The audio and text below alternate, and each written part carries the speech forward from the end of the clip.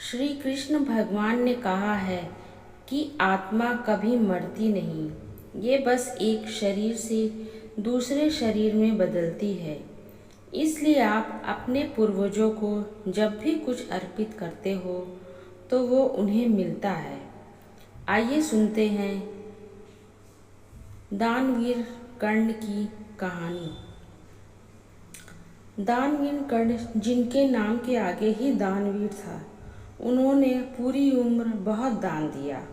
जो भी उनसे कुछ मांगता वो उसे जरूर मिलता।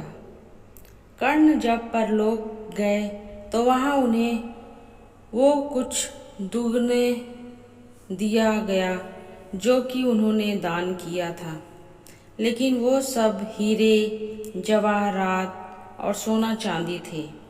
कर्ण को खाने को कुछ न मिला क्योंकि उन्होंने कभी भोजन दान नहीं किया था। कर्ण भूखे से व्याकुल हो गए। अंत में यमराज से विनती करके धरती पर जाकर फिर से दान करने की आज्ञा मांगी। यमराज ने कर्ण को 14 दिनों का वक्त दिया। कर्ण ने धरती पर आकर जमकर भोजन दान किया और श्राद्ध किया। जब कर्ण परलोक वापस आया तो उनके पास खाना पहुंच चुका था। इसलिए हिंदुओं में भोजन दान करना बहुत शुभ माना गया है। श्राद्धों के दौरान तो गरीबों को भोजन खिलाना ही चाहिए, जिनके जरिए हमारे पूर्वज को सीधे ये पहुंच जाता है।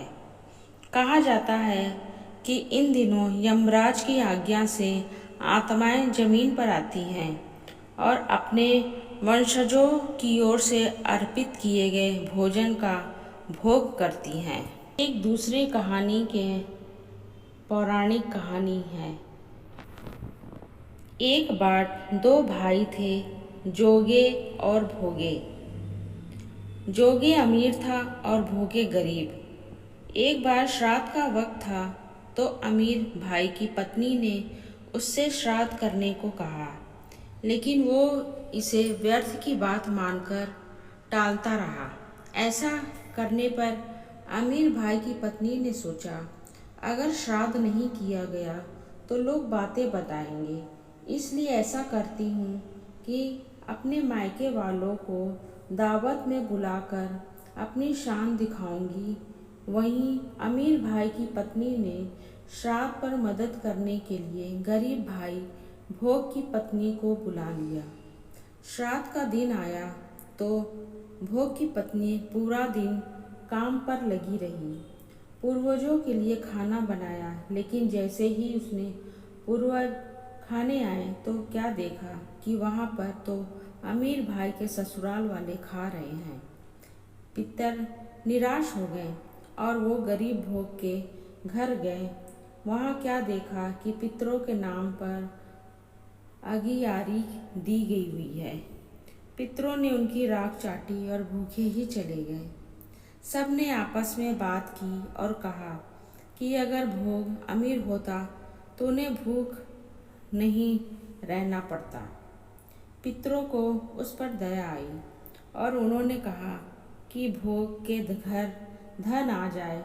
शाम हो गई। गरीब भूखे के बच्चे खाना मांगने लगे, लेकिन उनके घर में कुछ नहीं था।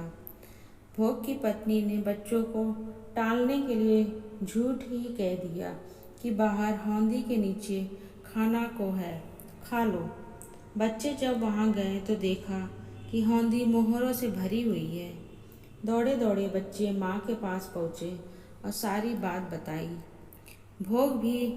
भोगे भी अब धनी हो गया। अगले साल जब पितृपक्ष आया तो उसने अच्छे से श्राद्ध मनाया, 56 तरह के भोग लगाए और ब्राह्मणों को भी भोजन कराया। इससे पितर बहुत खुश हुए और भोग का धन और कुल हमेशा बढ़ता ही गया। इसलिए पितृपक्ष में आपको हमेशा दान करना चाहिए, ब्राह्मणों को भोजन खिलाना चाहिए और गरीबों को खाना खिलाना चाहिए।